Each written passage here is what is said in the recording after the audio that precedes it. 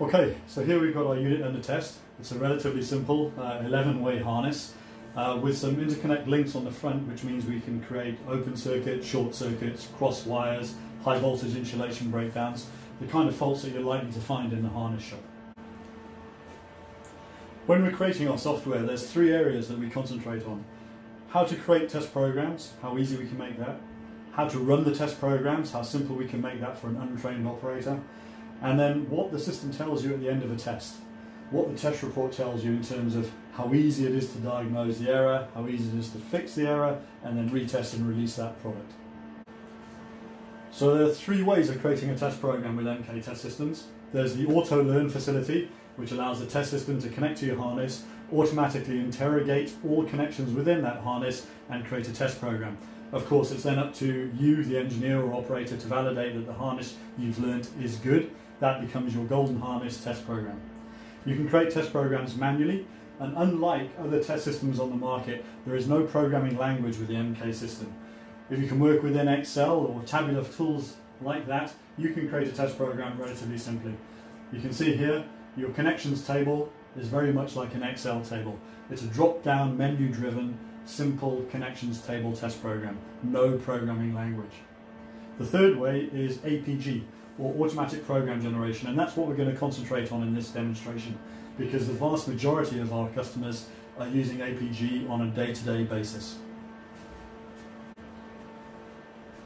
In order to use APG, there are two files that you need.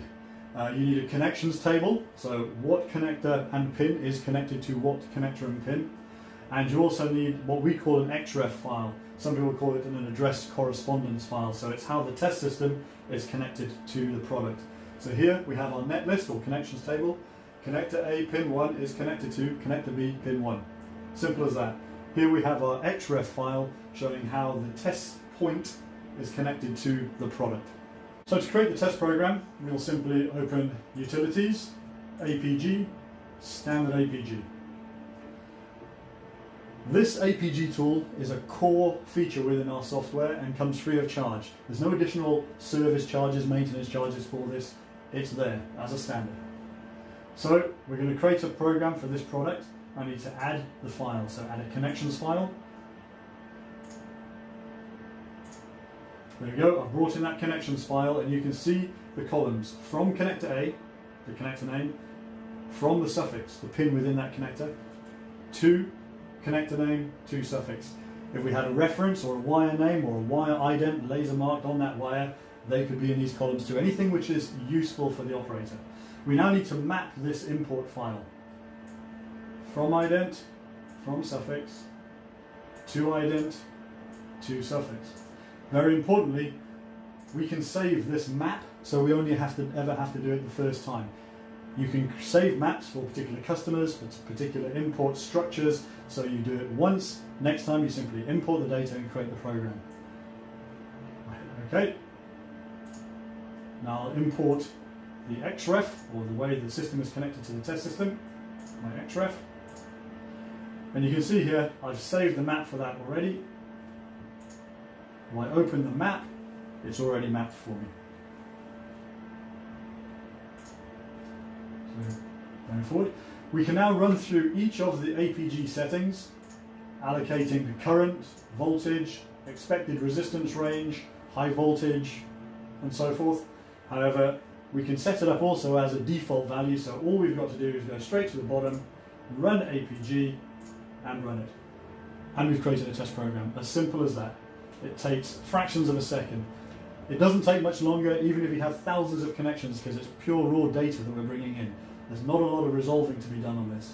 Very importantly though, if you have internal connections within that file, if you have active components, our APG tools can resolve those too. That will take a little longer, but we'll demonstrate that later. So we've got a test program. And if I go into that program, you can see what it's created. So it has created a test program that's going to test across each of those connections for that resistance range. It has also, having created the continuity net, used that continuity net to create a short circuit test and automatically create the insulation test. If I go into the insulation test, we'll have a look at it, and you can see we're going to test each net against all others. In this case at 500 volts, and we're looking for a resistance greater than 10 megohms, all created automatically. Something else that may be useful then for the operator would be to create an operator instruction. So, very simply, we can open up the operator instruction, add one, maybe how to hook up. We'll call this the hookup instruction. Hook up like this.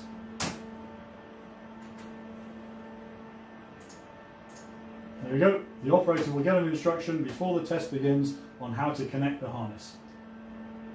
Right. When I go to the subtest, to the first subtest, operator instructions, I want to add that operator instruction. It's done. As simple as that. So automatically we've created a test program which is going to test continuity resistance, it's going to check for short circuits, it's going to check for insulation resistance across each of these nets, and it's going to tell the operator how to run that test. So I'm going to save that test program.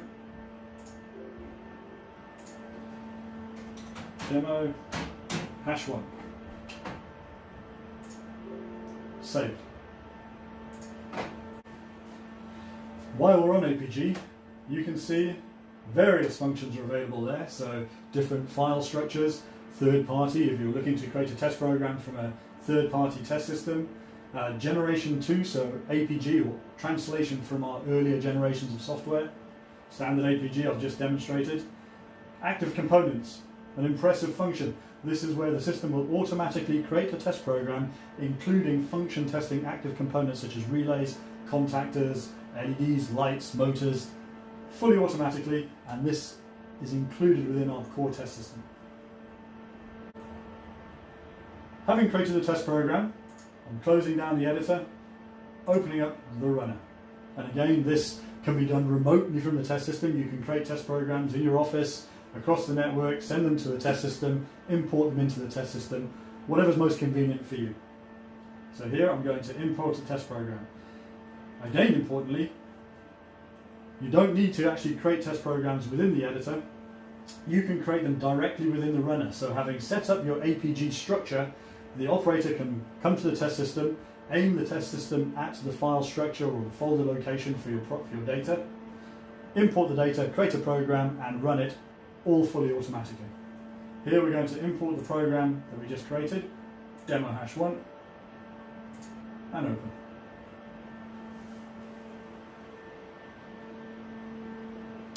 So the program's been brought in. 3 dots mean that nothing has happened with that program yet. It hasn't been run. Unlike these programs below, green tick means it was run, and the last time it ran, it passed. So let's run the test. It's immediately offering me the 3 subtests that were created earlier. I can run the continuity tests, the shorts test, the insulation high voltage test, or all 3. In this case, we'll run all 3. Immediately it's given me my operator instruction which we created earlier. Any kind of format of instruction can be created, simple text, graphical, whatever's required to make it simple for the operator to run the test. Continuity test run, short circuit test run, and now it's on the high voltage test. During the test we can open up a sub-report and see how the test is going through the test. So if it's a very long test, you can review and analyze individual failures during the test. This test is relatively short, so we don't need to do that. There you go, the test is complete. And we've got our test report. Everything's green, great, that means it's passed. You can see test state passed. We've got our description, our calibration date, our test date, everything within the header. Nice clear report. So our continuity test phase from connector A1 to connector B1, the name of that connection, whatever it might be on the wire, the laser mark ident or red wire, green wire, whatever the circuit might require.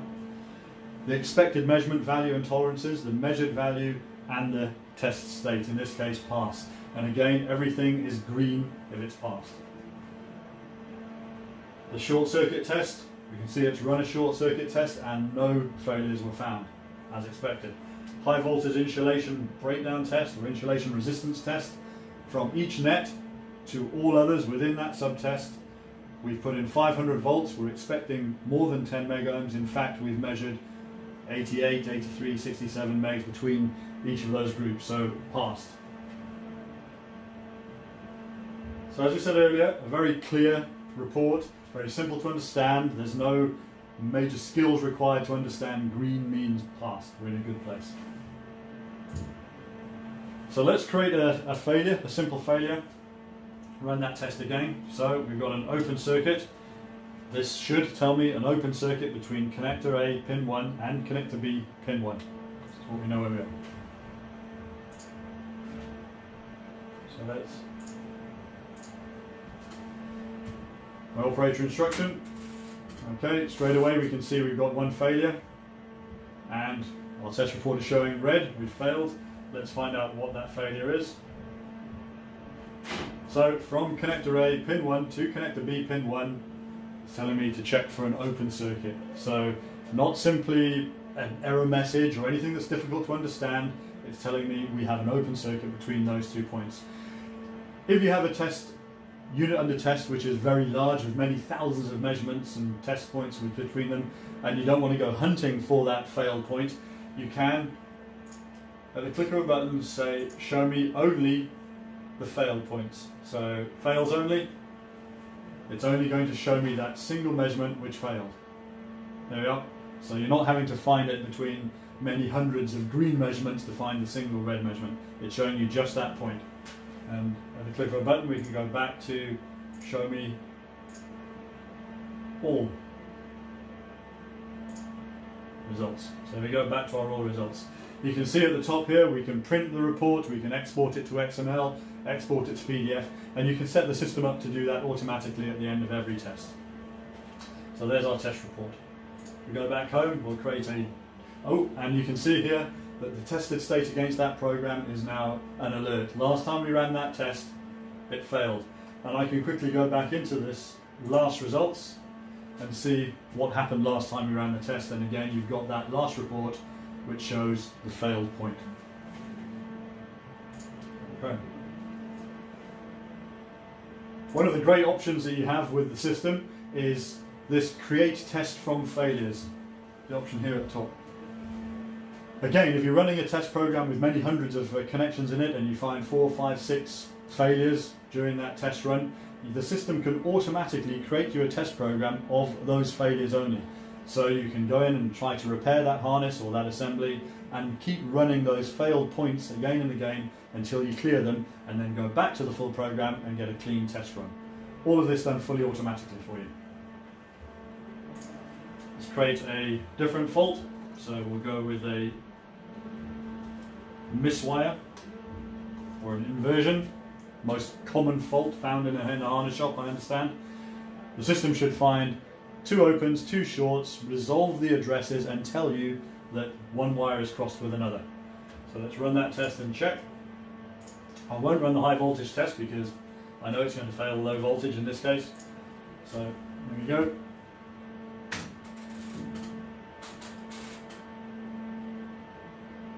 Okay, so again, as expected, our report has failed. I found the 2 opens, so A1 to B1 is open, A2 to B2 is open, and having run the shorts test, it's now analysed and told me that A1 to B1 is crossed with A2 to B2. It's given me a very clear diagnostics. It's telling me we have an inversion. So it's not up to the operator to diagnose the fault, the system is diagnosing it for you.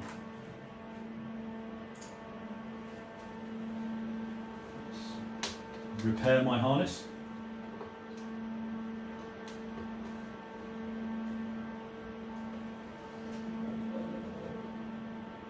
Okay.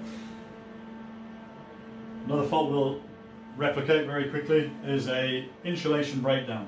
So the insulation test, or the insulation resistance test, similar to the dielectric test but with DC, is charging each net in turn, in this case with 500 volts, that's the APG defaults that we put in there.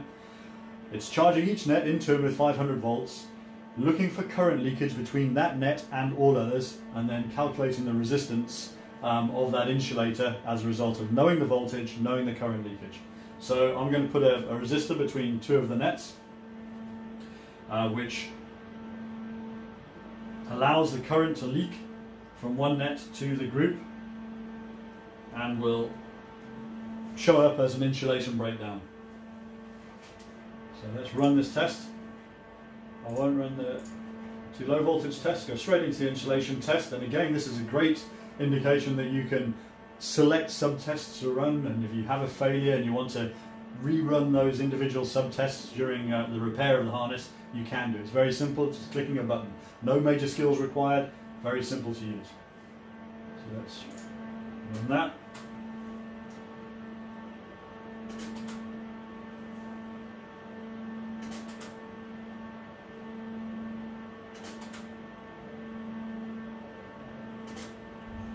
Okay, so what the system has done is it's found a failure, and it's set up at the moment to retry those fail points 3 times before moving on and saying actually it's a failure.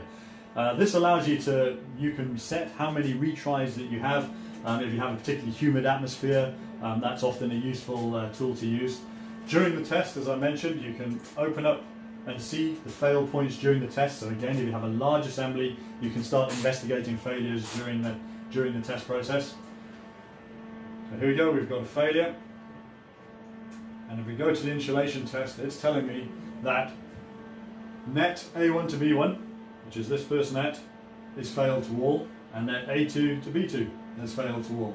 So we know that between A1 B1 and A2 B2, these two nets, we have a breakdown. Most common failures tend to be to ground, and in that case it would tell you that A1 to B1 to ground has failed.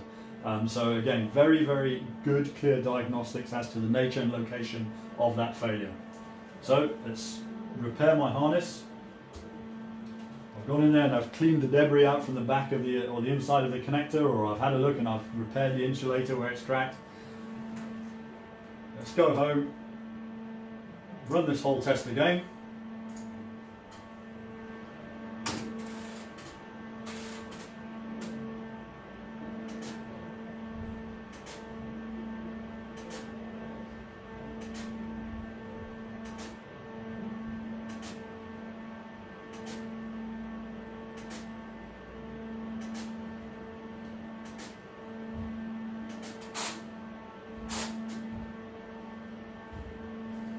Great, so we've done a great job, we've repaired the harness, we've put it through test, the harness is ready to ship, we have a test report which we can send on to our customer as well. So that's the clarity of the system, the ease of diagnostics, the usefulness of that report. So we have a look again at this test report. We can see that the test took around 18 seconds to run, so very, very fast. And what did that system test during that process? It made 11 continuity resistance measurements, accurate to milliohm, so very, very accurate. It ran a short circuit test across all the test points within that range. So we've got 11 connections, so 11 times 11, 121 measurements to check for any short circuits during that process. Very, very fast, and it took a second to run all those tests. And then it's run a high voltage, 500 volts insulation breakdown test of each net against all others. So a very comprehensive test, as well as giving an operator instruction at the beginning of the test program and delivering the diagnostics at the end. So comparing that to a manual test or one of your semi-automatic tests, you can see the speed and simplicity of this product. Another great feature of the system is manual mode or single point test. So here we have a failed connection. I can see that from A7 to connector C, pin B, test point 7 to 18 is open circuit, and sure enough that's because I've opened the circuit.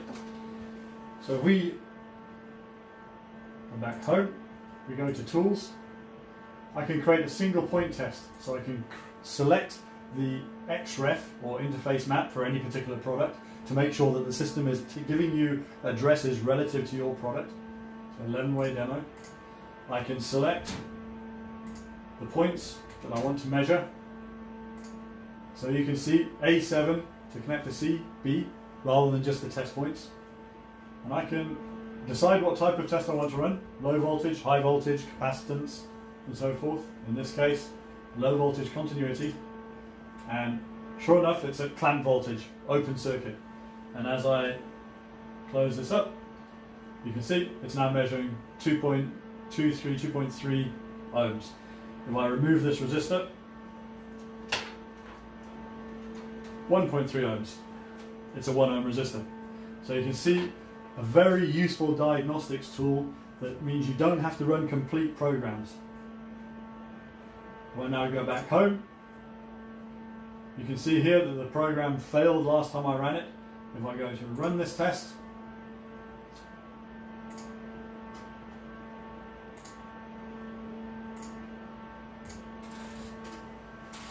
having fixed that issue, I now have a good test.